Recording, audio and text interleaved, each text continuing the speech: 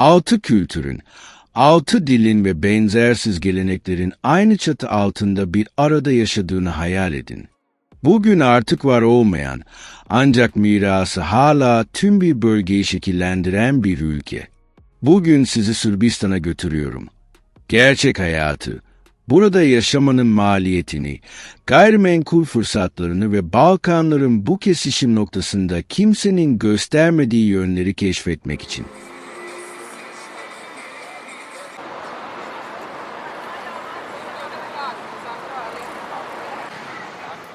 20. yüzyılın başına döndüğümüzde tüm bir bölgeye damga vurmuş bir ülkeyle karşılaşırız. Yugoslavya. 1918'den 1992'ye kadar 70 yılı aşkın bir süre boyunca bu devlet çok farklı halkları, dilleri ve dinleri tek bir bayrak altında bir araya getirdi. Homojen bir yapı değildi. Slovenya, Hırvatistan, Bosna Hersek, Karadağ, Kuzey Makedonya ve Sırbistan'dan oluşan karmaşık bir birleşimdi. Her cumhuriyet kendi kimliğini, aksanını, mutfak geleneklerini, müziğini ve düğün ya da dini bayram kutlama biçimlerini koruyordu. Ljubljana'dan Üsküp'e seyahat etmek, aynı ülke içinde kalırken adeta başka bir dünyaya geçmek gibiydi.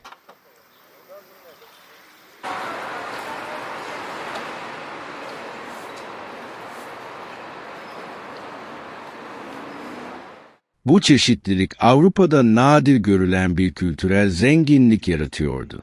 2000'li yılların başında Sırbistan yeniden yapılanma sürecine girdi.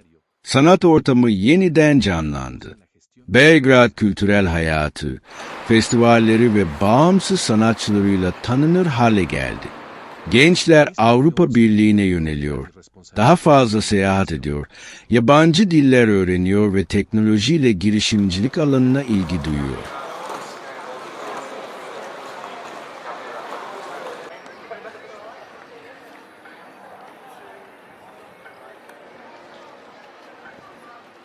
Ancak zorluklar devam ediyor. İşsizlik hala birçok genci etkiliyor. Almanya, Avusturya ve diğer Avrupa ülkelerine göç, daha iyi fırsatlar arayanlar için neredeyse doğal bir adım haline gelmiş durumda.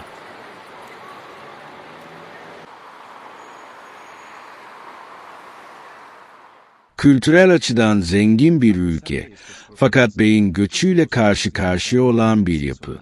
Yaşam tarzı açısından Sırbistan, gelenek ile modernliği birleştiriyor.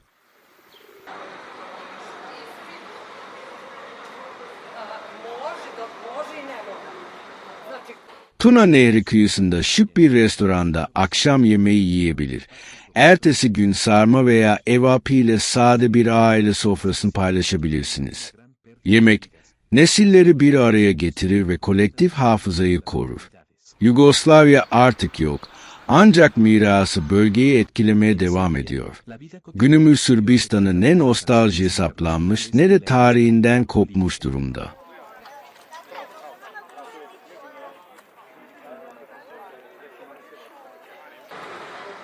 Çelişkiler, hedefler ve ekonomik sosyal zorluklarla birlikte ilerliyor. Bu toprakların tarihi bize önemli bir gerçeği gösteriyor. İnsanların son derece zor dönemlerden sonra yeniden ayağa kalkabilme kapasitesi. Belki de en önemli ders budur. Tarihsel analizleri finans, yaşam tarzı, seyahat, gayrimenkul ve yerel gerçeklerle birlikte ele alan içerikleri seviyorsanız, hiçbir şeyi kaçırmamak için abone olun.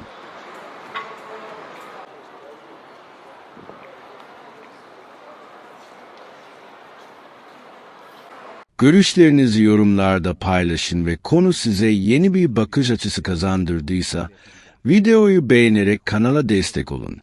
Siyasi açıdan Yugoslavya, öz yönetim esasına dayalı sosyalizm modelini benimsiyordu.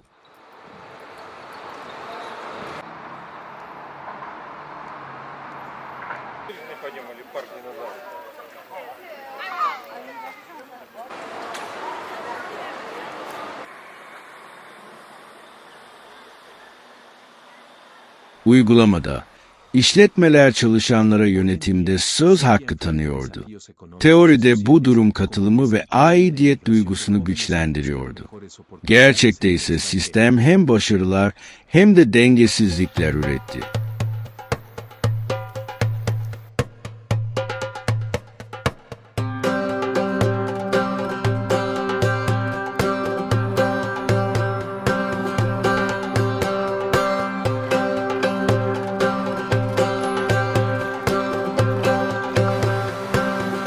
...1980'li yıllarda ekonomi zorlanmaya başladı. Yüksek enflasyon, artan işsizlik ve büyüyen dış borç. Buna rağmen eğitim ve sağlık hizmetlerine erişim, komşu ülkelere kıyasla görece iyi durumdaydı. Birçok aile güçlü devlet üniversitelerine ve erişilebilir bir sağlık sistemine sahipti. 1990'lı yıllara gelindiğinde Yugoslavya'nın dağılması, Balkanlarda şiddetli çatışmalara yol açtı. Yüz binlerce insan yerinden edildi. Büyük can kayıpları yaşandı ve etkileri bugün hala görülen travmalar oluştu.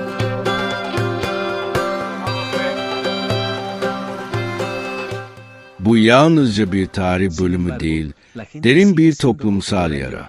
Sırbistan'da uluslararası yaptırımlar ve siyasi istikrarsızlık günlük yaşamı ağır şekilde etkiledi.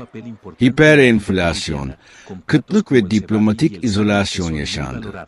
Sabah alışveriş yapıp öğleden sonra fiyatların 2 katına çıktığını görmek, halkın maruz kaldığı ekonomik baskıyı anlamak için yeterlidir. Buna rağmen Belgrad ziyaretlerimde beni en çok etkileyen şey uyum sağlama kapasitesiydi.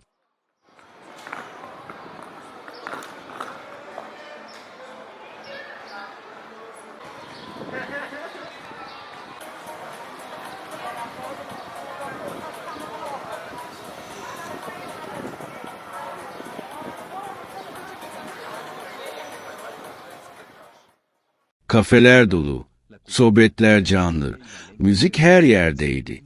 Toplum sanki kendini yalnızca krizle tanımlamayı reddediyordu.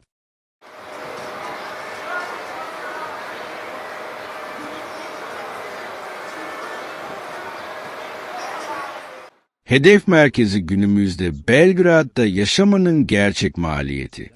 Günlük hayatı anlamak için bazı somut rakamlar. Kira.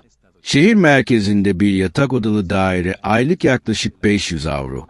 Şehir dışında ise yaklaşık 350 avro.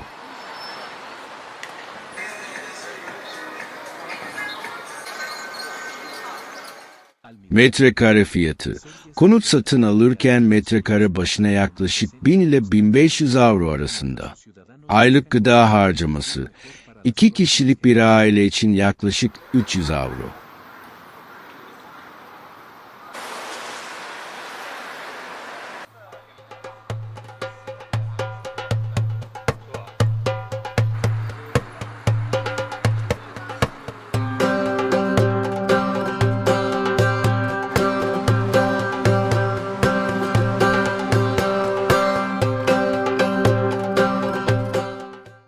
Özel sağlık sigortası, aylık yaklaşık 50 ile 60 avro. İnternet ve enerji, fiber bağlantı ve elektrik giderleri ortalama aylık 70 avro.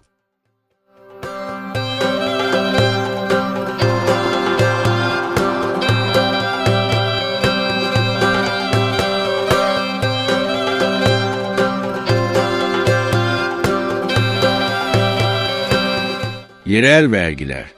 Emlak vergisi oldukça düşük, yıllık kadastro değerinin yaklaşık 0,1'i oranında.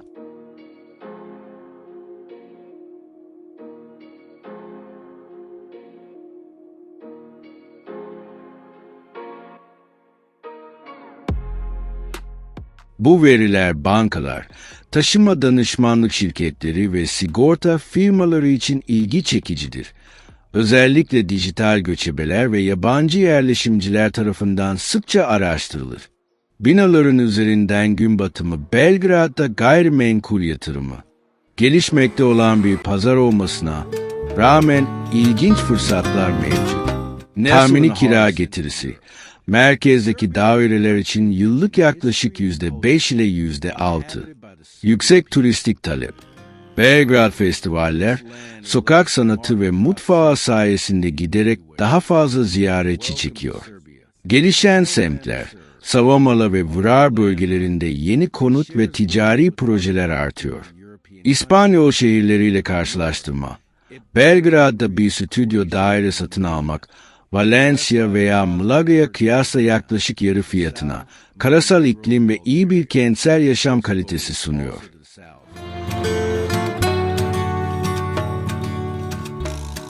Bu bilgiler uluslararası yatırımcıların ve YouTube içerik üreticilerinin dikkatini çekmektedir.